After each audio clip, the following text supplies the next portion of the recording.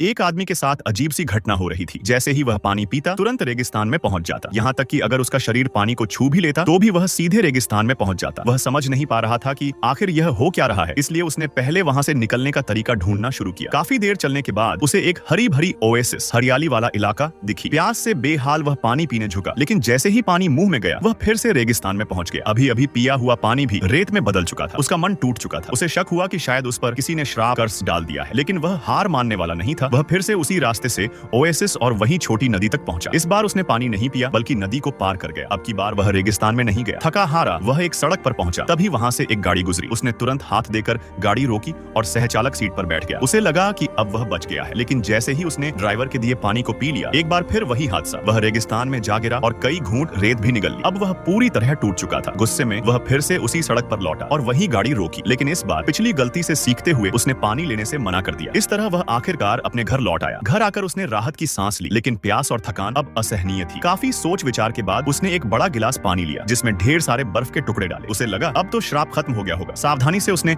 उंगली से एक बूंद लेकर चखी। कुछ नहीं हुआ। वह खुशी से उछल पड़ा और गिलास पूरा पी गया। इसके बाद वह बाहर जाकर सीधे स्विमिंग पूल में कूद गया। पानी में डूबने का मजा ही अलग था, लेकिन अगले ही पल वह फिर से रेगिस्तान में था। चारों ओर रेत देखकर जिसने कभी आंखों में आंसू नहीं आने दिए, वह आदमी फूट फूट कर रो पड़ा। थका हारा वह एक दीवार से टिक गया। तभी उसे याद आया, एक बार एक राहगीर ने उससे पानी मांगा था और उसने गुस्से में उसे भगा दिया था। अब उसे समझ आया कि शायद यही श्राप का कारण है। वह भी अब राहगीरों से पानी मांगने लगा। एक महिला ने गुस्से से उसे डांट कर भगा दिया और अगले ही पल वह महिला गायब हो